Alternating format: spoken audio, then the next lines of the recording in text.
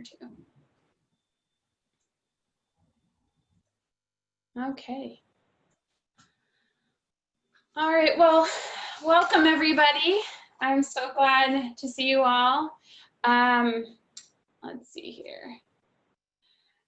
So my name is Dory Chandler, and I am the Public Policy Director for Hoosier Interfaith Power and Light, and we want to welcome you this evening for Beyond the Ballot Box, our values-based investing workshop.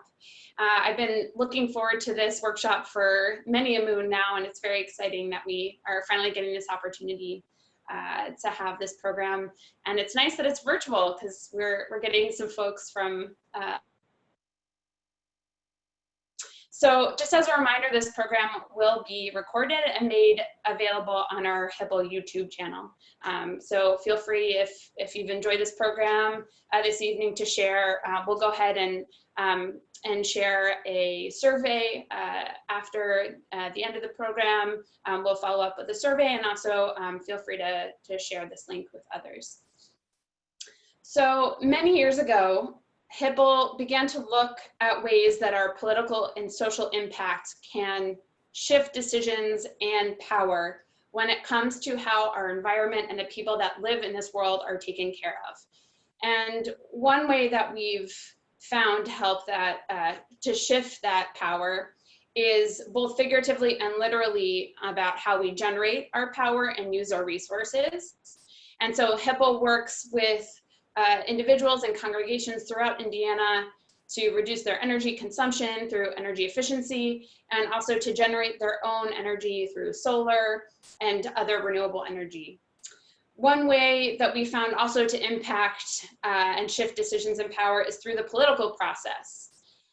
This is both at the State House and nationally through our advocacy and through our democratic voting power. And we've led the fight and helped be a part of coalitions at the State House through our work with SB 309 and HB 1414 with HOAs and solar access and other political fights.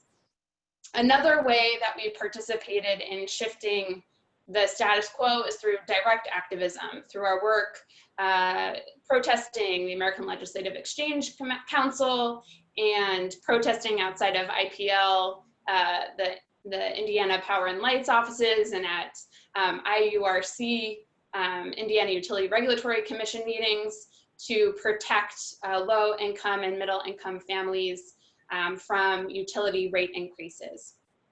Another way is like we talked about, and a good example of direct activism is, for example, when 27-year-old activist Tim DeChristopher, who wanted to protest the auctioning of gas and oil drilling on publicly owned Utah wilderness, bid at the auction, and which he unfortunately couldn't pay for and was then sentenced to prison, even though the federal government declared the auction to be nullified. Well, many of us can't do what Tim did. Another way that we can magnify our power is by how we invest our money and resources, both as foundations, as congregations, and as individuals, and maybe through our own businesses. This way that we think about it is called values-based investing.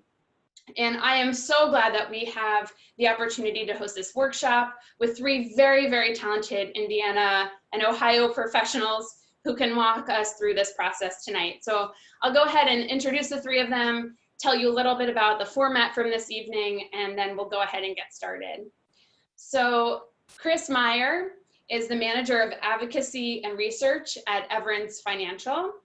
Chris advocates for corporate change on environmental and human rights issues for Praxis Mutual Funds. He is a member of the Mennonite Christian tradition, and he and his family live off-grid and solar-powered amongst a hickory tree and black walnut forest. Chris will give us some of the technical framework for environmental, social, and governance investing. Julie is an accredited asset management specialist and certified financial planner at Raymond James. And she is the 4th generation advisor and helps guide individuals, families, and organizations in making a difference through financial plans. Julie comes from the Jewish faith tradition, and she will share how to apply this technical knowledge to our individual and community portfolios. And lastly, Nathan Carmody is a certified financial planner with Watermark Wealth Management, and he helps young families utilize financial resources to fund value-based investing that yields financial success. He belongs to the Buddhist faith tradition and is also going solar. Nathan will help us in determining how to identify our own personal values. So while our speakers come from many different faith traditions, they have all found that they can align their financial impact with their values. We will hear from each of them in turn, and then we're going to run through an exercise, a personal exercise where we prioritize our distinct values and then open the floor up for questions. Please feel free to add your questions to the chat throughout the program, and we'll make sure to ask them at the end of the presentation period and hopefully open it up for some dialogue as well. All right, so I'm going to turn it over to Chris to take it away.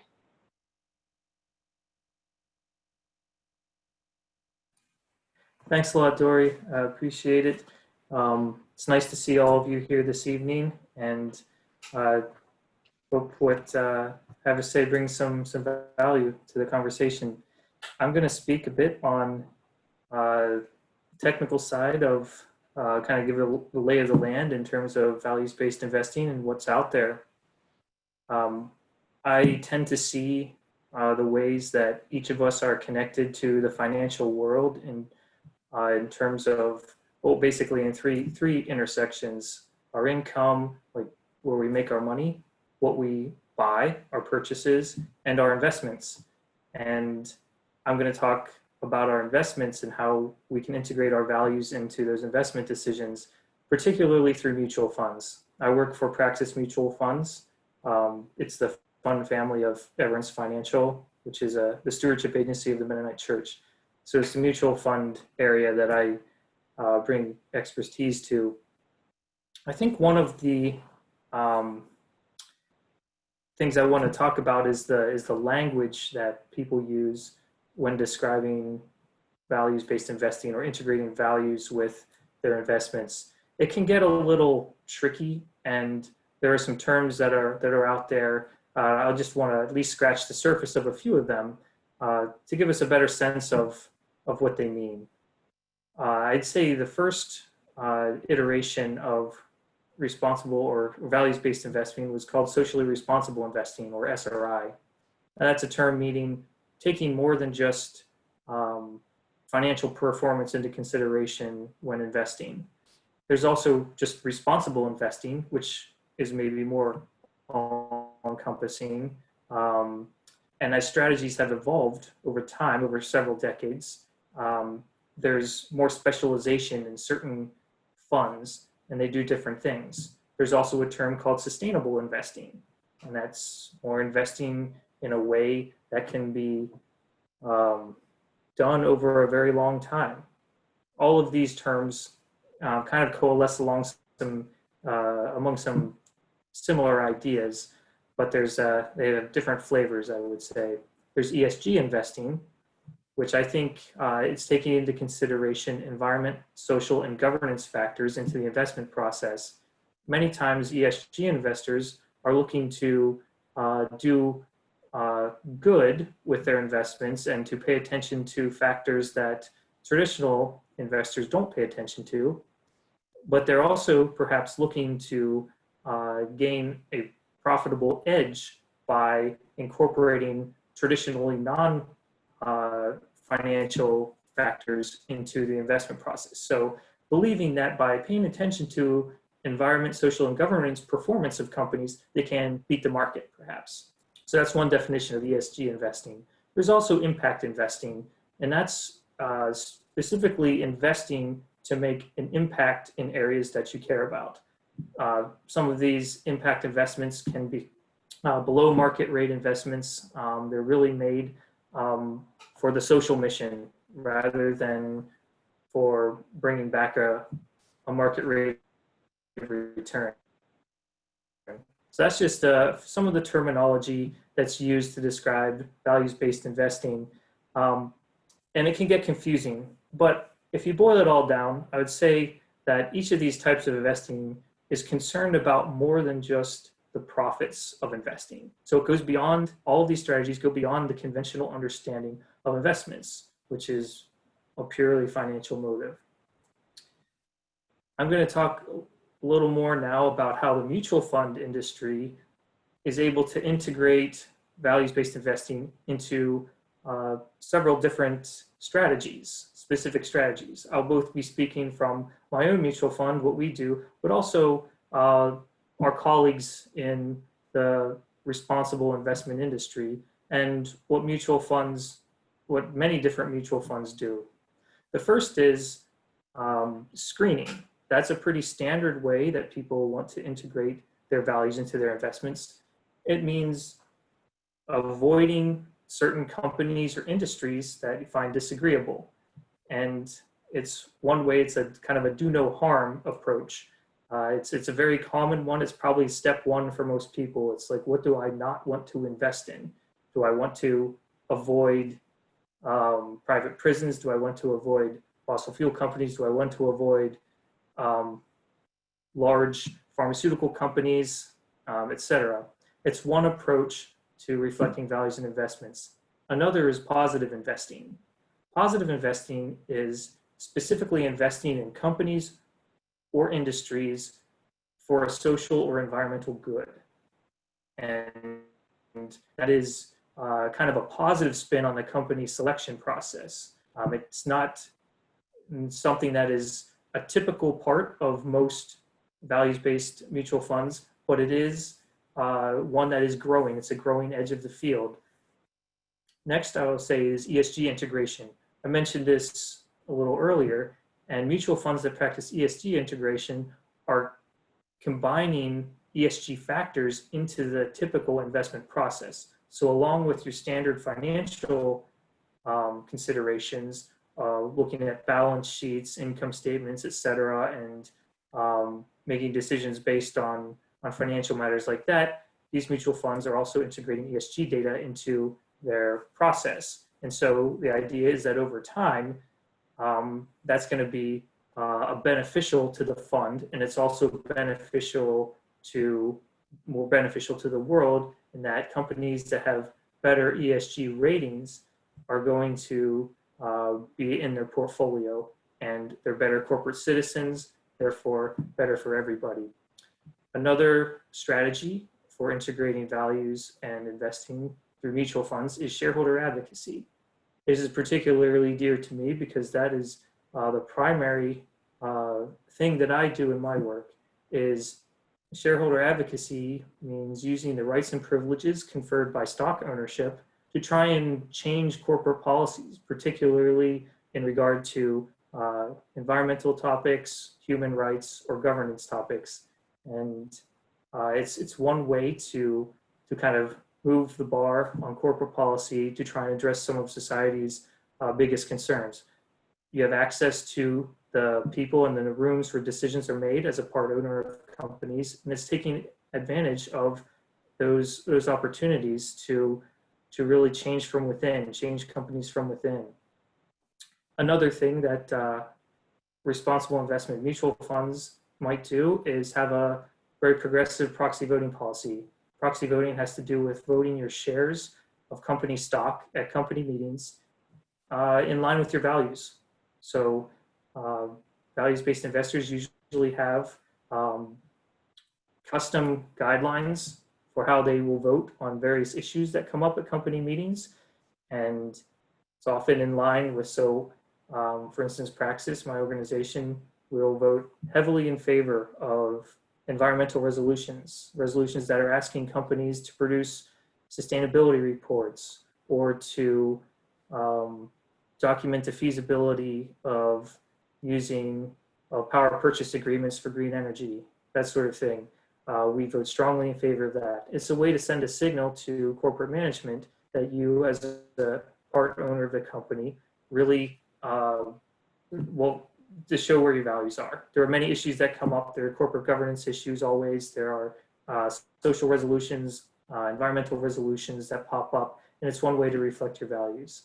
Lastly, are community development investments, and or CDI. That's one acronym that can be used. These are typically concessionary rate investments, meaning you actually get less of a return on them than you would in a normal market security, and that's by design. The point of a community development investment is to do social good, have a high social impact, and to maintain your capital. So not making much money, but also not losing money. And many values-based mutual funds dedicate 1% of their total assets to CDI investments. It can't get too high, or else the performance of those funds can lag and people will bail. But it's one way to do a very high social good while still keeping performance within necessary bounds. One thing I want to do now is provide a couple examples, or basically one example I'll share, of how shareholder advocacy can make an impact and make a difference in the real world. And I'll use one example from Indiana. So many of you are aware of the utility NiSource, which has a subsidiary called NIPSCO, or the Northern Indiana Public Service Company. Praxis is a shareholder on NiSource, and several years ago, we started to lead a corporate dialogue with NiSource, specifically on its NIPSCO subsidiary. It provides power to about 500,000 customers in Northern Indiana, including our corporate offices in Goshen and Elkhart County. And we approached the company to talk about greenhouse gas emissions, how to plan for a phase out of coal, since that is a very, of course, dirty fossil fuel, and the majority of the power of NIPSCO's power comes from coal-fired generating plants. And also how to protect the jobs of workers whose livelihood could be compromised if coal plants shut down. And we've been in dialogue with NIPSCO for about 3 years now. And in the fall of 2018, they kind of sent shockwaves through the industry, the utility industry, by announcing a coal phase-out plan in which they would shut down all of their coal generating plants by 2028 and replace that operating capacity largely with renewables. So often utilities go from coal to natural gas. That's the general pattern. It does decrease emissions, but doesn't necessarily get us where we need to be to meet Paris goals for emissions reductions. But NIPSCO is basically going to renewable energy, and the commitment they made will effectively double the renewable power installation in Indiana by 2028 from 2018 levels. So it's a very big announcement, and many other utilities that I speak to, and also in shareholder advocacy, were kind of stunned by it and like, how can they do it? There's a lot of details. I won't go into all of them, but I will note that there are many factors involved in NIPSCO's decision to do that, but it certainly helped to have a coalition of investors that was encouraging this kind of transition to a low carbon society. And it didn't hurt that we're also customers. So that's kind of part of the impact that shareholder advocacy can have. There's other stories I could share. I'll just mention one briefly, not in any detail, but another utility that we've been engaged with for several years is Southern Company, a large electric utility based in the Southeast, headquartered in Atlanta, also heavily reliant on coal as a base load fuel. And we've been involved with a large coalition of investors. I think there's about 15 of us in the coalition that have been speaking to them for years. And they just announced in May a commitment to being net zero carbon emissions by 2050. And it's big news. That kind of change can significantly help the case for ramp down in emissions. And that's the kind of change that we really seek as shareholder advocates, really trying to change companies from within for more sustainable purposes, or to make them more socially just, etc. But that's a couple examples. Now I'll send it back to you, Dory. Thank you, Chris. Yeah, and feel free again to add questions along in the chat as we're moving forward with the presentations. I'm going to turn it over to Julie now.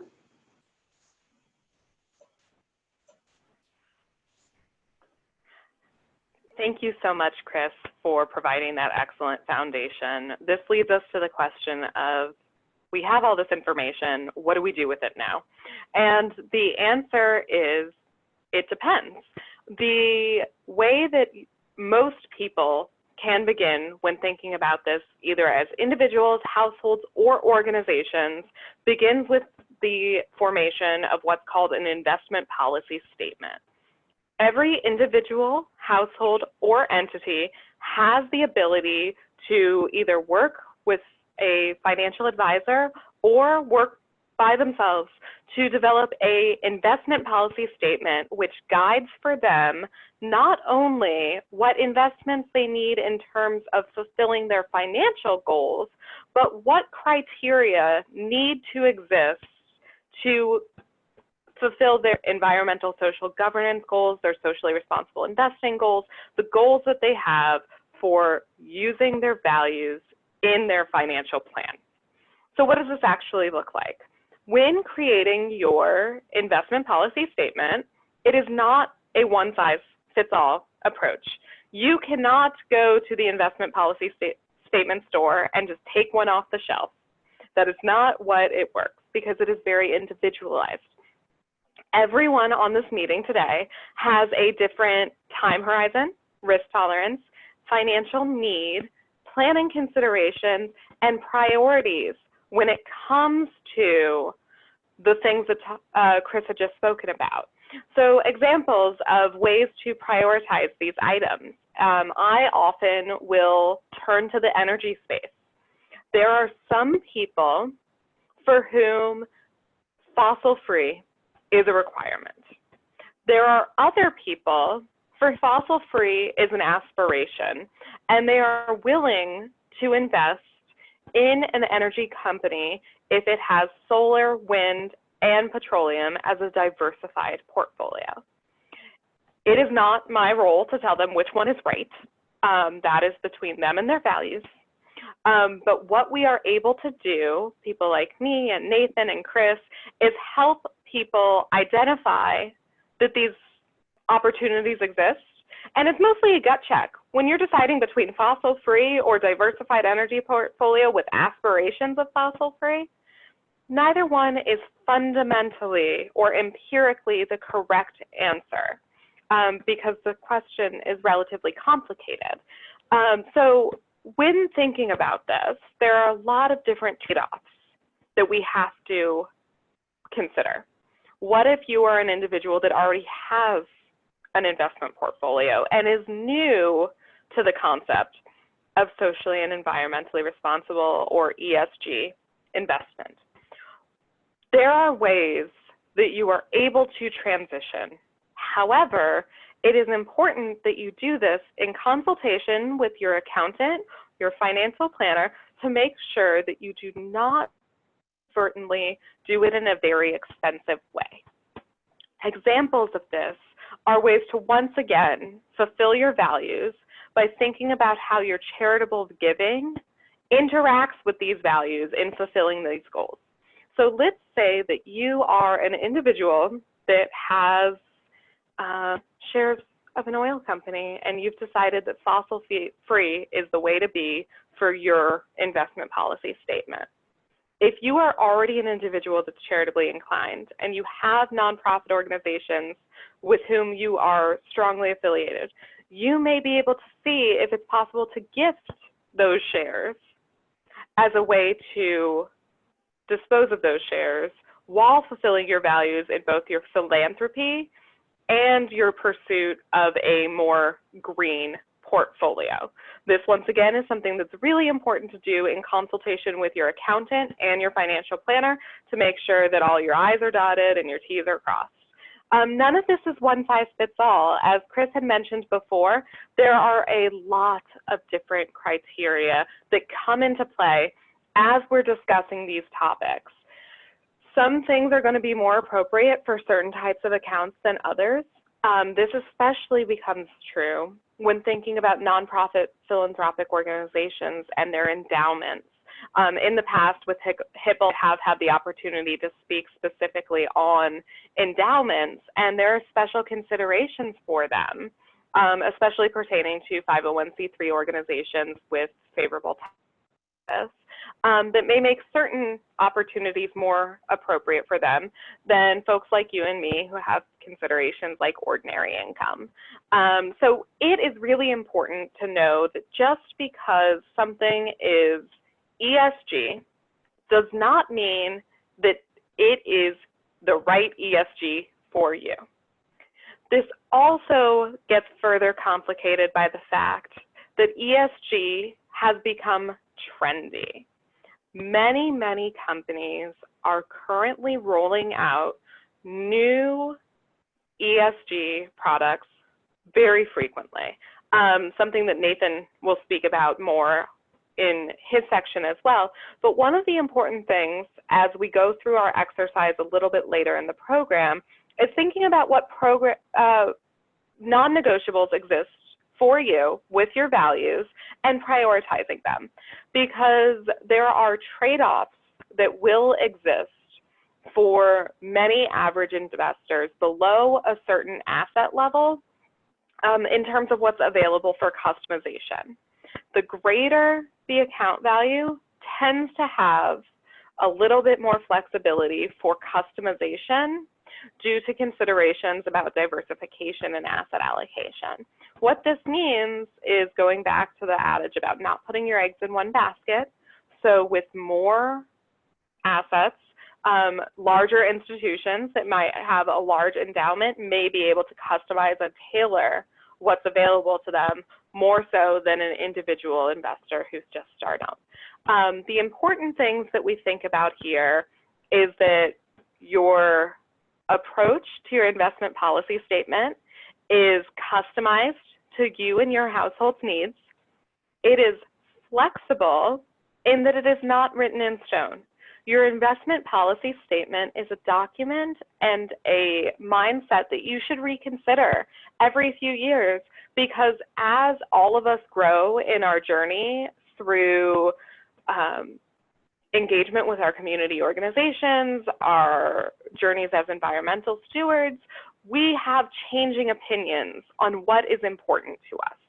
So as you begin or think about this today, what is most important to you may not be what is most important to you 5 years from now. As things arise in current events, there will be new topics that arise that have more and more importance. So going back to those screening, positive investing, ESG integration considerations, all of those are a point in time when you're thinking about your household, or if you have a nonprofit organization with an endowment.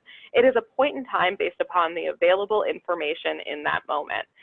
This also means that if, as we discussed before, there are holdings or companies or industries that you currently have that you would prefer to transition out of, that can go into your plan.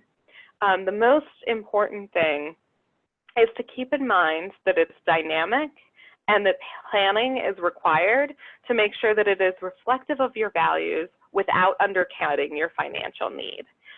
So at this point in time, I'm going to turn things over to Nathan so that he can speak more on further topics with regard to personal values.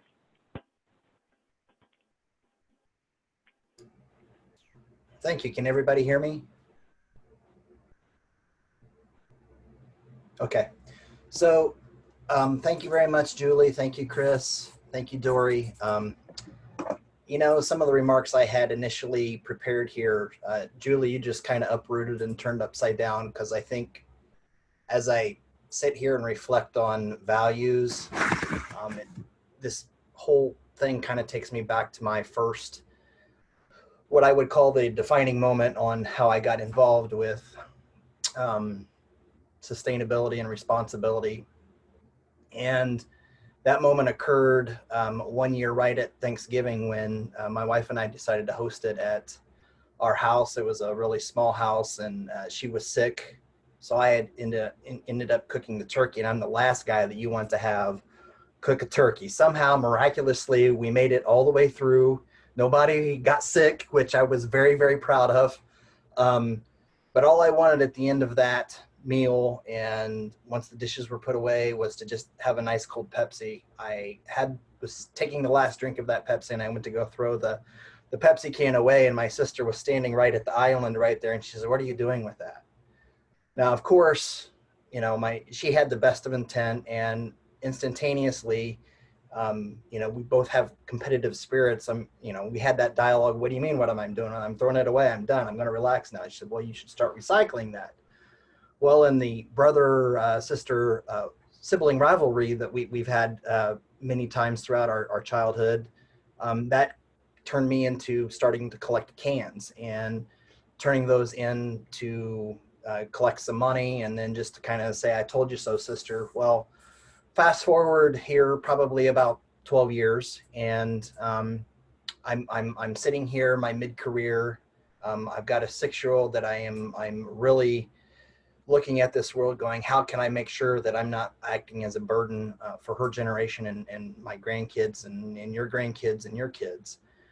And this really kind of dovetails on to what Julie was saying is, you know, our values change over time. And I'm not going to speak for Julie or Chris, but what I find is that every 2 to 5 years, we go through some kind of major shift in our life, whether we're coming up on retirement, a big promotion, a move, a divorce, a death, grandchildren, more children. I mean, it just changes all the time.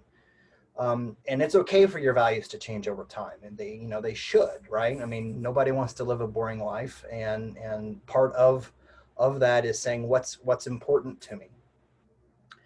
So in the course of this, one thing that I have frequent conversations on with my clients are what are your values? And just today, I actually had a client email me. We've done numerous rounds of financial planning, and he says, "Nathan, I'm lost. I don't know what to do. We've run the plans. I got all the numbers. We've executed his plan well, but he still feels lost." So my advice to him was to let's stop. Let's back up a couple of steps here, and let's first of all ask the question: what makes you happy?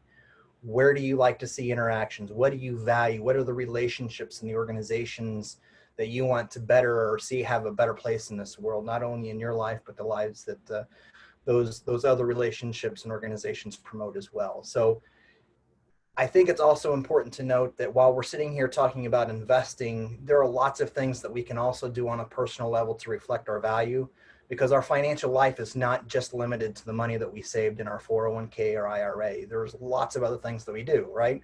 We spend money shopping, we save money in banks. And what I would really ask you to do right now is pause and reflect back on something that you really, really wanted, something that you either really wanted or that you really needed, and you purchased it and you felt underwhelmed. Now, in the course of that moment of becoming underwhelmed, let's change that dynamic and say, okay, what if I could give direct feedback? What if we could change the dynamic of the conversation here? And investing is one way that you can do that. Taking those surveys that we all hate when you call up AT&T or Verizon, they say, "Please hang on the line. You have the opportunity to answer a survey." Most of the time, I don't know about you, but most of the time, I hang up at that particular point. My service need is taken care of. I'm done. Here recently, as I'm kind of reflecting on things, I do take time to give a little bit more feedback. And I would ask you, what did you do at that moment when you were underwhelmed? Did you continue to use whatever it is whatever service or thing that you bought? Did you go on social media and do the kind of the rule of 9 and 1? If you have a bad experience, you're 9 times more likely to tell people about it. Or did you fill out a survey? Did you sell whatever it was that you had? Again, that opportunity to do something, to take a survey and provide feedback, gives the companies that we deal with important, it gives them part of a feedback loop to where they can actually change their practices. And the more feedback that we can give them, the more likely that they are to change. I mean, we are the consumer base, right?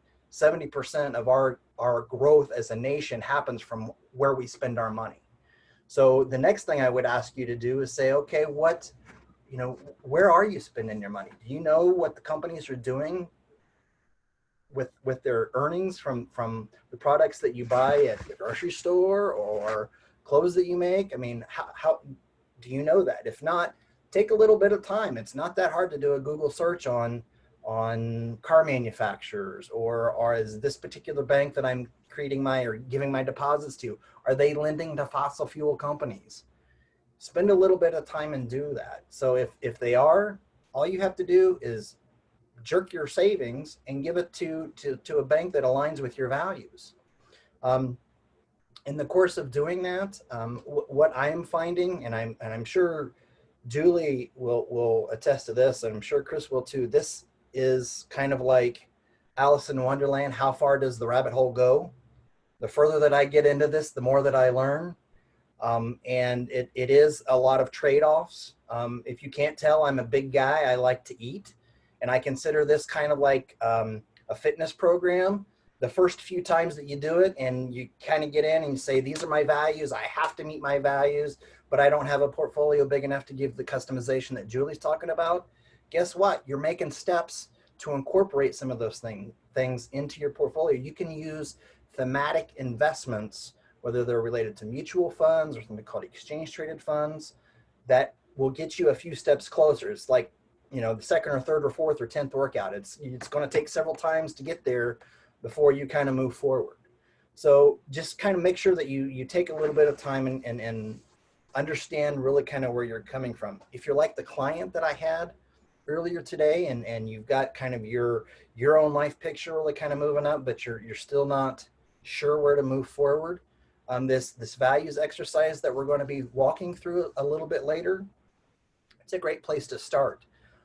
One thing that I do with a lot of clients is we'll sit down and I've got a deck of cards here that I'll sit down and we'll go through this deck of cards, and I'll give a husband and wife each a deck. And it's really kind of interesting. It's actually one of my favorite activities to do with clients. And we'll whittle that deck down. It's about 52 cards down to about 5. And I can tell you generally how long you've been married, whether you've been married together 10 years, 15 years, 20, or more than 30. If you've been together, the longer that you've been together, the more likely you are that those values are going to align. Unless you're my wife and I, which we've been together 20 years, and there are still moments when I feel like we're not on the same page. But anyways, that's also a great place to start. So, and again, it's not so much that you say, okay, I got adventure. How do I incorporate adventure into my investment portfolio? It could be as simple as, how do I incorporate adventure into things that I think are really important? It doesn't have to be with just investing. There's all kinds of different things that you can do with this, right? There's microfinance. I'm sure if you've been listening to the radio, you've probably heard of Kiva. Not to say that I'm promoting that by any means, just as a disclaimer, but that's an example of a different way to really kind of get involved. Give to a scholarship to your alma mater that you're familiar with. Funding an overseas trip for a student. I mean, there's all kinds of different things that you can do. What I can tell you specifically is when you commit to your values, not only on a personal standpoint, but from a financial standpoint, you're going to see results. You're going to get three big benefits out of this. One, you're going to be more likely to stick to a plan. I don't know if you recall, February 19th, whenever the market was doing really, really well, and then the market rolled over. I don't, again, want to speak for Julie, but I had many, many, many conversations about why it's important to stay disciplined. If you can bring your values to your portfolio, you can know that you're not only going to take care of yourself financially, which is one benefit, but you're also going to be promoting those values that companies are representing, so that other people are going to be taken care of as well. In fact, ESG investing, I like to call it ESGF. So environmental, social, governance, and financial for your financial situation. So those are just a few things that I have actually found as that kind of Alice in Wonderland kind of thing. one of the things that you'll see notes here all over this. One of the things that I'm finding is how many thematic investments there are. So again, kind of coming back to the big guy liking to eat, getting back into some exercise kind of things. Just Google what are your values and put, you know, ETF or mutual fund behind it and just see what pops up. And then from there, you can take that information and start to have a conversation with your financial advisor to see how or whether or not it fits into your situation. So the other thing that I just want to really kind of share with you on, because not everybody's going to have access to the cards, or they may not want to do the exercise. It can also be as important or as simple as asking the question, you know, just like what our flyer said, what took you to the polls? What issues took you to the polls and are promoters to have you vote a particular way? What are certain things outside of your grasp that you want to have an effect on? What issues are affecting your loved ones, education, healthcare, whether they have access to it or not? You know, what is it that concerns you the most about the future? Have those conversations with your spouse, have them with your kids, have them with your financial advisor. Your financial life, whether it's with your portfolio or through your just everyday spending, that's another opportunity to make this world a better place in your own eyes. And again, have an effect on other people that may not ever meet you, but you know that you're there to kind of help support them. So with that being said, I'll turn it back over to Dory. Wonderful. Thank you, Nathan. All right. So taking into account kind of those aspects that Julie and Nathan were talking about with integrating our values into our everyday lives, where do we start? Can we apply all of our values? How do we do discernment and prioritize? So as Nathan was showing, and we did email out to participants, and then I'll go ahead and show this on the screen. The Sustainable Development Goals are a universal call to action to end poverty. And we're going to go ahead and open them up so we can take a look at them. And they call to end poverty, fight inequality, and stop climate change. So you as investors have the opportunity to contribute to a more sustainable and equitable society. So I want us to take a couple of minutes now, and Julie, Nathan, and Chris can also step in with some thoughts about this, and pick your top, let's say 1 to 3 issues, maybe one from each of the groups, or the ones that just really pop out to you, and why are they the most important to you and your family? And you can also put that in the chat, and we're gonna take a look at your questions while we're doing this activity, and go ahead and share them in the chat, and we'll go ahead and have a conversation about that.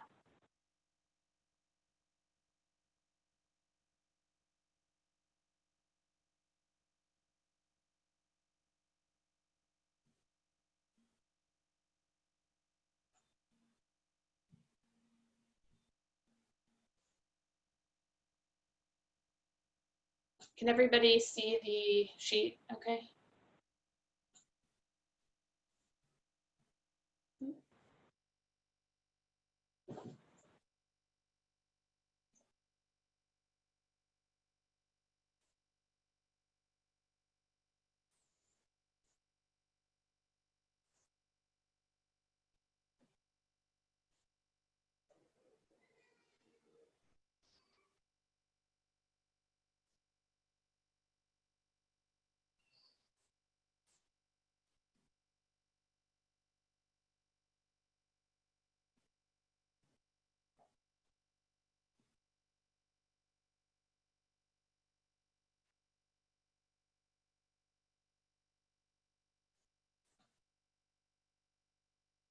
Okay.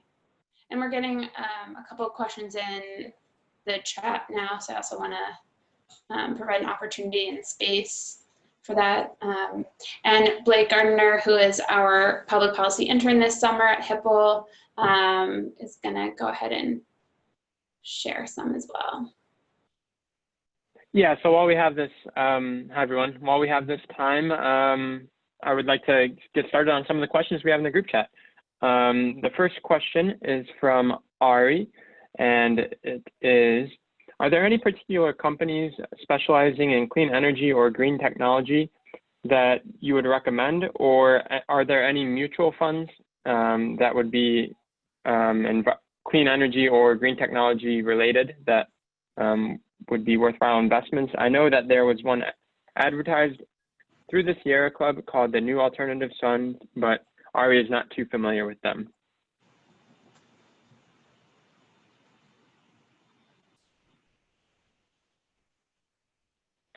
Did you guys hear me? Yes, you did. Okay, awesome. Want to make sure my audio wasn't out. Do you want to address that question? Yeah. Thanks. I couldn't unmute myself for a little while there. I'll take a stab at that. Yeah, so there's a number of companies specializing in green, alternative energies, renewable energies, et cetera. And there are some funds geared towards that. In terms of mutual funds specifically, I'm not sure there are, but one thing I would mention is that there are, like, I think Julie and Nathan have mentioned thematic investments. So there are climate themes that certain funds have that one can invest in. And I think the New Alternatives Fund is one of them.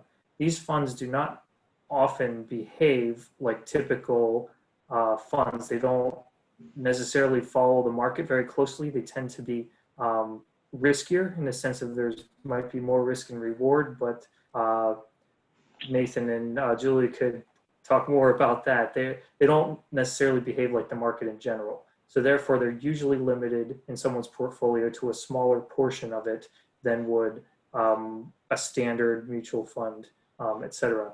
But they are out there, and there are mutual funds out there that incorporate many green factors, whether some of the strategies I talked about with different mutual funds, advocacy, screening, et cetera. There are lots of options out there. So as Chris said, there are a lot of options out there, and one of the really important things is that there is not one product that is the right sustainable renewable resource product for everyone. Part of that has to do with some of them are sustainable renewable United States only. Some of them are sustainable renewable global. All of these different factors, if you're bringing currency into play, if you're bringing geopolitical risk into play, legislative risk, depending on the politics of the country, goes to the broader point that it depends, and that it is most important to customize this based upon your time horizon, which is how long until you both need the money and plan to use all of it. So if you need the money to start taking distributions in about 10 years, but you want the money to last you for 35, that's going to lengthen that time horizon. But also using it as a carve out, having that individualized discussion about what is most appropriate in terms of its historical risk measures, and whether it is domestic, US, or global in nature is going to change what's appropriate for your particular needs. So I'm sorry I can't give you a particular recommendation, but I'm not permitted to give a blanket recommendation in that space. Great, thank you, Julie and Chris. So we do have some answers to these questions, and I do see a lot of folks, I think almost everyone, at least on this call, mentioned climate action number 13 as one of their top priorities. I also see a lot of affordable and clean energy and sustainable cities and communities, and then a smattering of other investment values along with this. So at least it makes sense why this community in particular supports and is focused on those as strong values. Hey, Dory, I've got just something to really kind of add on to that, and it really kind of tags on to what Julie and Chris were saying. When you look at clean energy, I personally like to refer to it as more like clean tech, simply because we are here, at least here in the United States, the reality is we're behind Europe. We're behind Europe in terms of the advancements. We're even on a technological standpoint, but we're really kind of quickly kind of coming up on that precipice where this is going to become more active in more managers, the way that they traditionally manage money. And it is more, because it is more tech oriented, that's one of the facets that actually leads to it being more risky. So you're going to have a lot of different players really kind of coming into this. Not everybody's going to be a big electric car company. So there's other players that are really kind of coming into that, and then you're going to have some kind of consolidation. I look back to the early 1900s when automobiles first started coming online, and you think about Indiana's history and how many automobile manufacturers we've had here and how many are alive today, which are basically none that are headquartered here. We're going to see that kind of activity in sustainability and with renewables. It's just kind of part of the business cycle. That because of that, that's another reason that it's going to be more risky. So when you look at this, make sure that you do maintain the discipline that Julie's been talking about with your investment policy statement, and try to outline that. Because when it goes, it's going to go big, and when it's not going to work, if you're looking at individual companies, you're looking at big risk. So make sure that you're adequately incorporating this from every aspect that you can into your personal financial situation. Great. We have a question from Larry that are there responsible investing options being developed that also include supporting anti-racist challenges that we face in society? Yeah, I could take that. I'm Praxis and Everence, which I work for, are members of the Interfaith Center on Corporate Responsibility. There are a number of socially responsible mutual funds that are members of that group, ICCR, and there's a racial justice investing group within ICCR. I participate in that. Some of the things we've done to this point have been a lot of work on board diversity and executive diversity, both gender and race diversity, as well as sometimes filing shareholder resolutions on issues such as a gender pay gap or pay gaps between groups of people, asking for more disclosure on that sort of thing from companies. There's also more, say, radical approaches that are certainly being discussed in light of recent countrywide unrest. There are certain funds that are being developed to bring capital to, say, Black-owned businesses. Again, kind of more along the lines of community development investing, like concessionary rates. But the idea is to try and right some of the past injustices by allowing people who have capital to invest in concessionary rate instruments that really help people of color get a leg up with businesses, with home loans, et cetera. So there are products that exist. There are not many of them, and it's a kind of impact investing that exists. So we shareholder advocates at mutual funds are doing some work on racial justice. There's also environmental justice issues that many of us have worked on for years. I've got several stories related to that, where we're trying to advocate for community members who have been affected by pollution, often communities of color, and advocating for their interests at companies we hold shares in. That's another part of our racial justice that many mutual funds and that are socially responsible will participate in. And as I mentioned, some other more unique investments that are coming along to really try and deliver capital to communities of color. That's scratching the surface of some of what's out there. And this goes back to the discussion. There are thematic funds in a wide range of different types of categories. There is a thematic investment management that invests in organizations that support LGBTQ advancement, there is another thematic investment manager that utilizes a system to invest in companies that empower and support women in their companies in leadership roles.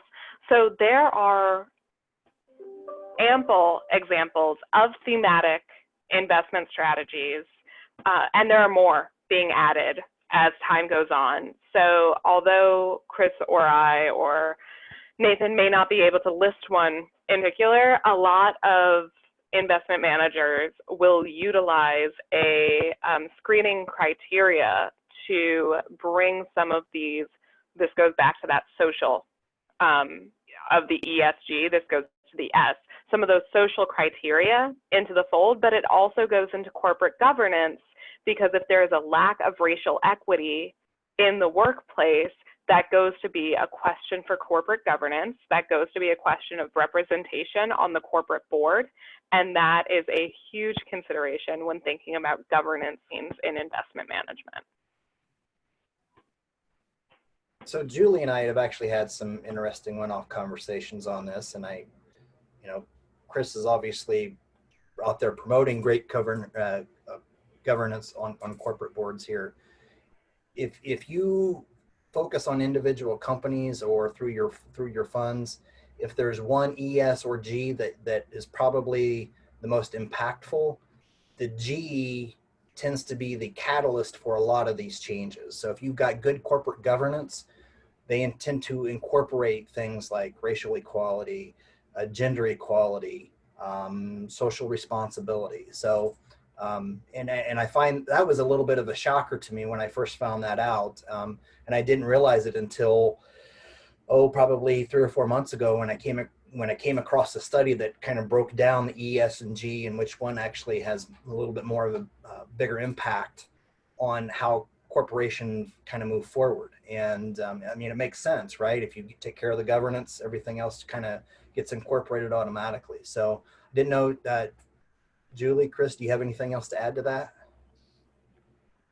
Yeah, I think that that's spot on. Today, there was an announcement, a new Fortune 500 CEO, making it the 38th female CEO in the Fortune 500.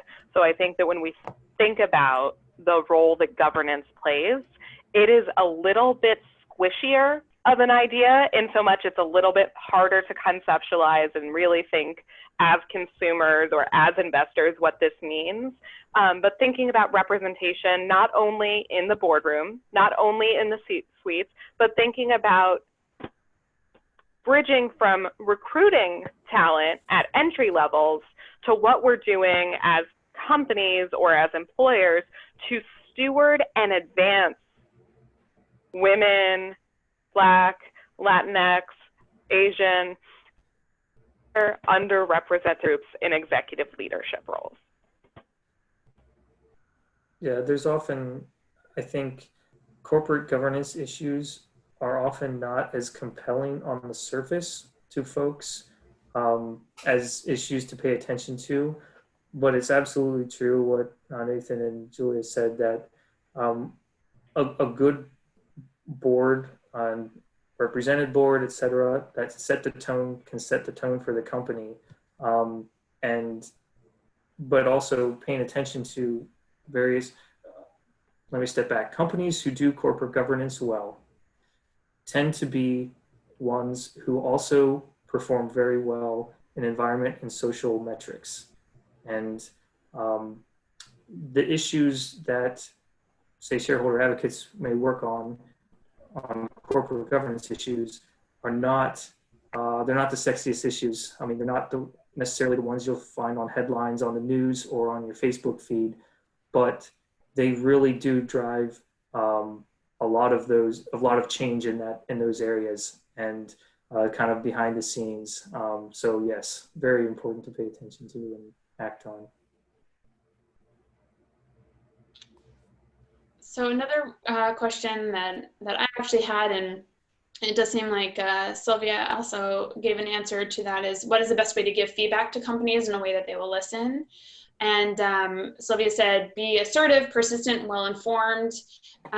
She said, as a customer of Chase, in order to demand them to divest from fossil fuels, she meets with local managers. You can write to executives, write to customer service, et cetera. What are other ways, in all of your opinion, to really to shift a company's portfolio and give them the feedback that they need? Well, Sylvia, I first of all, commend you for doing that. So when I say pull your money from, your bank, if it's not something that you want to have a conversation on, I mean, not everybody wants to have those conversations because, quite frankly, in many cases, it feels confrontational, right? So there's a way to reward, and then there's a way to be a little bit more passive on that. And if what you're looking at doing is to have a high level of activism, then you hit the nail right on the head. Something that Dory referred me to is the yourstake.com, and I'm in the middle of hooking my own stuff up with that, and that's a really neat website to really go to and put in all your information. You can link up all your accounts, and then it pulls in surveys, and you can create surveys and create petitions to create a bigger sense of urgency and action for those issues that you're driven by. So that's one way to do it. The other way to do it too is, in addition to your local managers and just having conversation that way, participate on the local or the quarterly calls. Submit questions to those quarterly calls. I believe most of those are public to individuals. Participate in those. Participate in the mutual fund managers when they have their calls, and ask them questions. And I think that this might be a good question for Chris too, because since he does this day in and day out on behalf of shareholders. I think that's a great point, and I commend you, Sylvia, for being a customer of JP Morgan Chase in order to advocate for different policy. When I saw that comment, I was like, "Yep, that's kind of what I do, just on a different." We like to say we're working on change from within companies. So as part owners, and as you as a customer, you have the ear of the company, and advocating from within for change is just as valid as strategies from outside the company. And so, yeah, commend you for that, and more power to you. And one of the things that hasn't been mentioned yet, but is worth mentioning, is that if you're an employee, you can advocate at your own company for changes. And although incremental changes can be tedious or exhausting as you're working toward them, advocating for recycling in your company, advocating for opportunities to increase your organization's energy efficiency, being persistent is very important. Utilizing, if you are a shareholder, those proxy votes, as Chris at an institutional level with his organization has been able to do. And I have seen a couple of questions popping up in the chat looking for ways that individuals can evaluate a company's governance or see how ESG metrics are available. Many of these metrics are really complicated. This is why Chris is employed. And there are investment managers who are teams of 12, 15, 25 people who evaluate these metrics. So an example that I always use is the metrics that are necessary to evaluate the environmental, social, and governance criteria of what meets a good company in freight and logistics is going to be very different than what we're going to see in soft consumer goods, retail level clothing, for example. So the metrics are a little bit more complex because retail clothing is an industry that can be very water resource intensive, but heavy manufacturing where they're building engines or heavy machinery is also very water intensive. Finance, less so, but is more energy intensive because of the utilization of servers. So all of these criteria are extremely complex, and there are over a dozen different industries that are going to have their own set of parameters for evaluating what those goals are. Yeah, I think you have a great question, Rosemary. Thanks, Julia. That was a great elaboration on that. And yeah, I think trying to say Google these things on companies for ESG performance really doesn't do the complexity justice. The problem, I often forget because I do this day in and day out and have access to resources that help me understand the complexities of different market sectors, et cetera. But most people don't have access to the data that I do. My company has, contracts worth hundreds of thousands of dollars with data providers that provide ESG information of thousands of companies. I analyze those, among other things. I have all kinds of information at my fingertips. And so oftentimes when I speak with people about companies that they see in our portfolios and they might not like, or they just have questions, they have a very limited amount of information to work with. Some of it's not accurate on the web, but the real good stuff you have to pay a lot for. And I don't know what to say for the average layperson. There are some organizations like Morningstar has sustainability ratings for funds. And I would say that there's always the devil's in the details for any of these rating systems that are public, because the criteria, the metrics that they use and the methodology that they use can bias industries, sectors, or funds one way or another. For instance, the Morningstar sustainability ratings gives companies, mutual funds, a rating of like 1 to 5 globes, or maybe 0 to 5. And so if people are looking for sustainability and they look at that, it's like, well, I'm not going to, get that fund because it's only got, 3 globes instead of 5.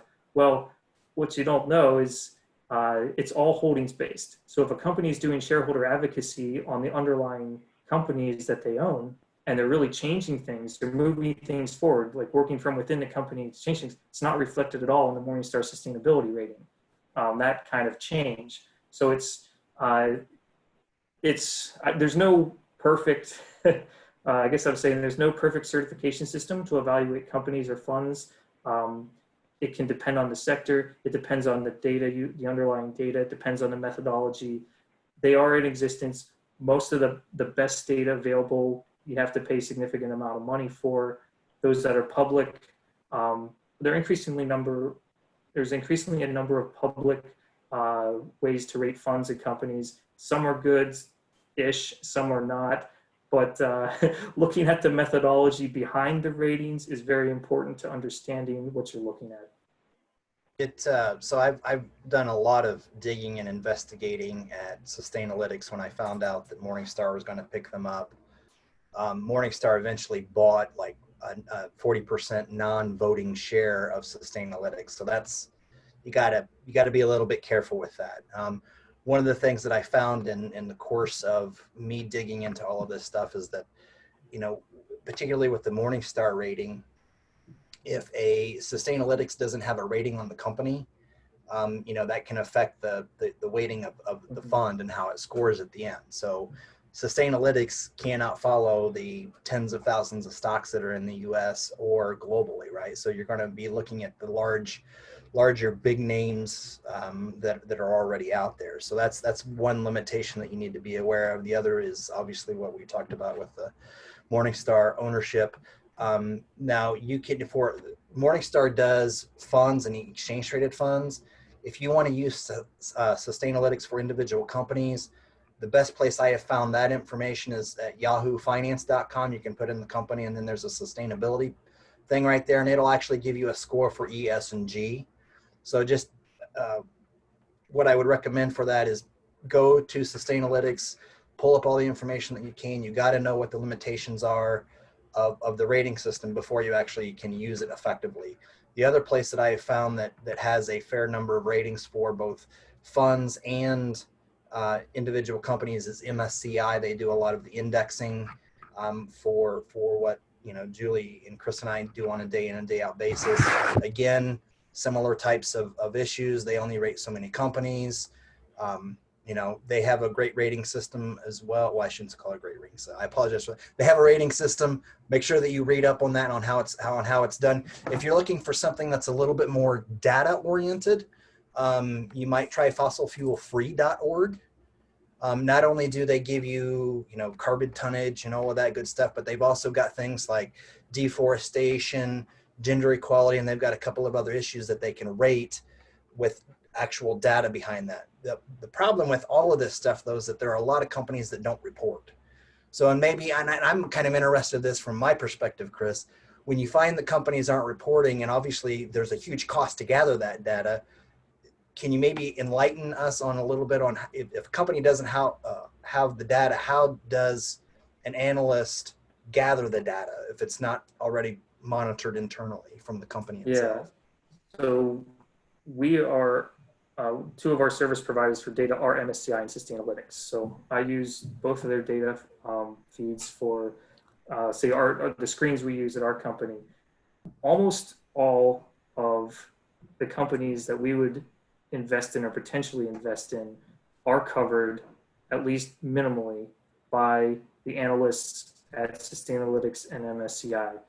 If you're talking small cap emerging country companies around the world, they would not necessarily cover that with any degree of consistency. But generally, if there's a gap in the company's knowledge or reporting of data, it's just not going. It's going to be omitted from the ratings. So if there's, and that means the public ratings. So like the fossilfuelfree.org or the Morningstar ratings using Sustainalytics data, you'll see a percentage like this fund, like 76% of it was rated or 85% of it was used for this. The other part just gone. I mean, doesn't have the ratings. I'd say for our purposes, we've been able to, in the screens we employ, we have had access to the data we need to do it adequately. So for us, it's not been a problem for some of the companies that don't report. We do not necessarily need to get the nitty gritty of tonnage for CO2 emissions from a particular company to know whether or not their business practices will cause us to exclude them from our investment universe. If they don't provide, if it's a small cap fracking company and it's not providing the amount of data we need to effectively make a decision, that's a negative for us. I mean, we would probably, they would score 0 instead of a not applicable, that sort of thing. Yeah.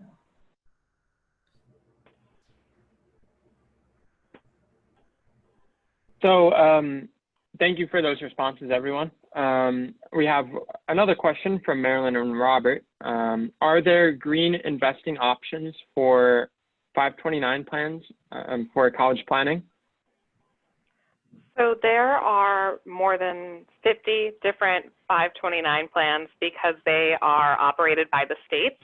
Currently in the Indiana plan, there is not anything that is explicitly ESG, but there are plans throughout the country, so I can't speak to the breadth of what's available in different state plans. Maybe Nathan or Chris have some information for some of those out-of-state plans. I think you pretty much hit that one. I haven't checked at some of the bigger plans that seem to do really well, like Utah. Again, that's not a recommendation. That's just the plan just has a lot of interest in it nationally.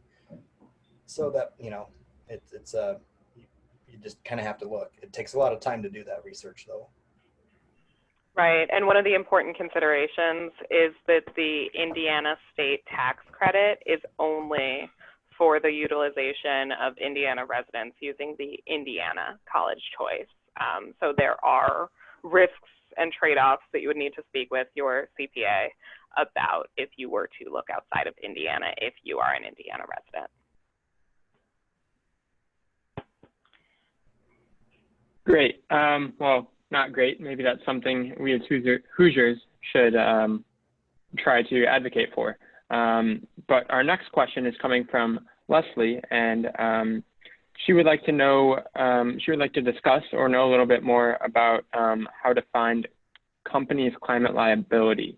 So if anyone has information about how to find a company's climate liability, that'd be great. It's hard to understand exactly the question is in like their contribution to climate change as their liability. I know there's like the Union of Concerned Scientists has put out several reports actually pinpointing the emissions that, say, the oil majors, each one is responsible for through their business practices. I mean, and I guess they've kind of talked about it in terms of the climate liability, as in, you know, ExxonMobil is responsible for X% of US emissions and global X% of global emissions. That's one place, if that's what your question is asking. Yeah, Leslie, if you would like to type in your question more specifically in the box, we can bring that up. And if that answered your question, great. Just let us know if you have any further information about that topic. Just enter that in there.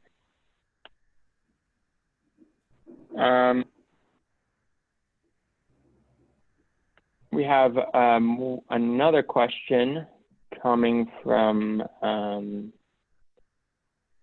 Laura about how one can evaluate a company's governance. And I have a similar question about how can an individual find out a company's governance without getting mixed up with the marketing, and how does marketing interfere with that, and how do you prevent confusion when assessing a company's governance? I'm going to just start that off, and then I'll yield to Julie and Chris.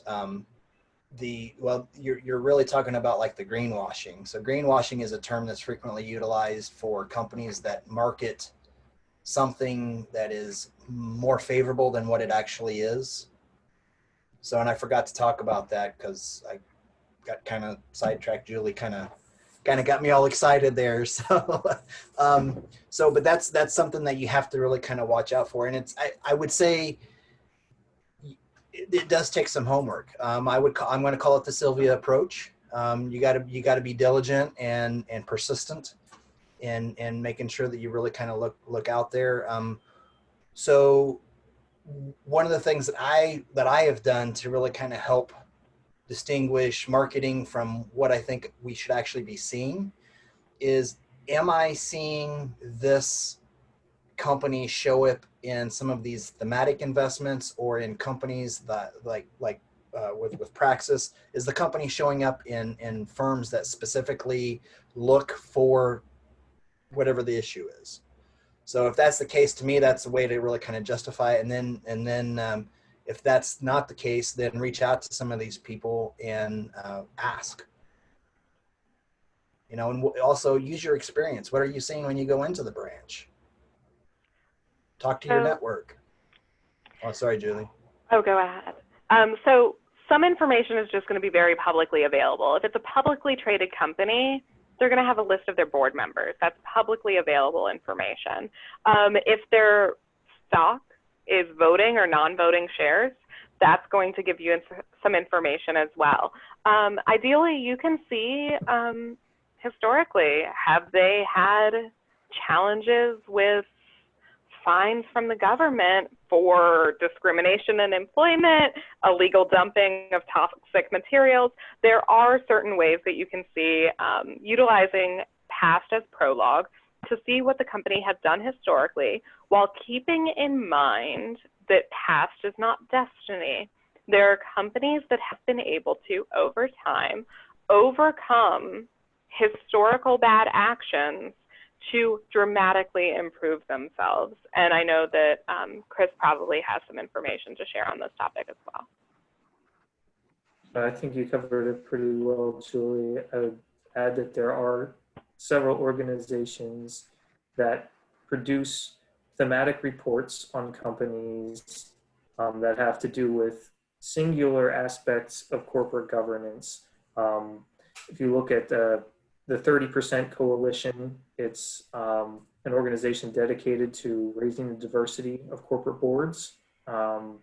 They have reports about which companies in the Fortune 500 and beyond, what their diversity profiles are. There's an organization called As You Sow that produces the 100 most overpaid CEOs report every year. And it does change from year to year, but it takes a look at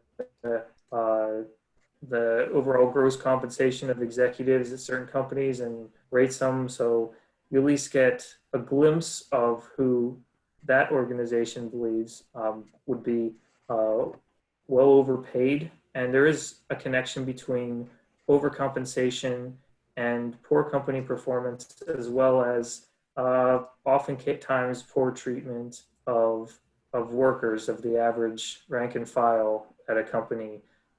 It's not a rule, but there are some there. So I would just say that there are some thematic reports out there. Just do your homework on the research on the organization putting out the report, and if you find them to be credible, then use the report to the fullest. Great, thank you for that. We have one more question. We only have room for about one more question, and that is, how can we organize within our faith communities to make these changes in our congregational foundations? So if I may start with this, most of the time, the investment committee is not a place that many people seek to join, but it is an important place within your organization. There are some faith communities that have a centralized endowment, either with the synod or with the centralized head of the entity. So for those, you're going to potentially need to build a coalition to gain support. If you have a membership in a faith organization that maintains its own endowment, that's an opportunity for you to have conversations with members of the congregational board, ask about when was the last time the organization developed an investment policy statement, and potentially join the investment policy committee. It's not a super exciting committee on the outside for people looking in, but the members of that committee are responsible for helping to set that agenda for the investment policy of the endowment.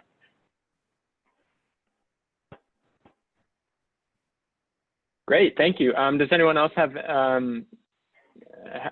anything else to say about that? The only thing that I would add to that, I mean, Julie's the perfect person to answer that question, in my opinion, because she's the I mean, that's one of the groups that she specifically seeks that out. But what immediately comes to my mind is this is kind of another governance thing, right? But we're not talking about governance on the corporate level. We're talking about governance internally with things that we have direct control over. So, and even just like how this whole workshop kind of came together, it just started with a conversation. Sometimes it just starts with the simple, hey, you're an expert in this, or have you thought about this? And then the ball just starts rolling, and then here we are with a great organization that has great involvement with the community and congregations, and Julie and Chris. I mean, I'm even taking notes here this evening just from Chris and from Julie. So I mean, it's like, again, I mean, it's like eating an elephant. Just you got to do it one bite at a time.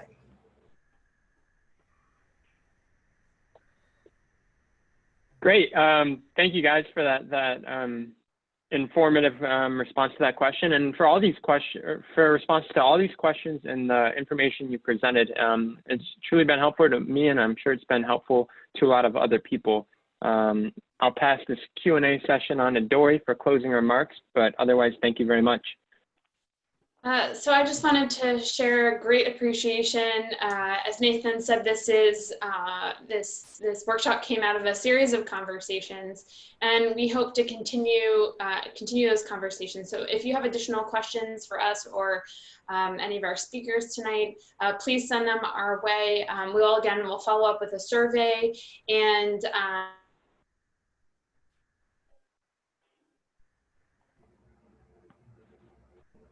Did we lose Dory?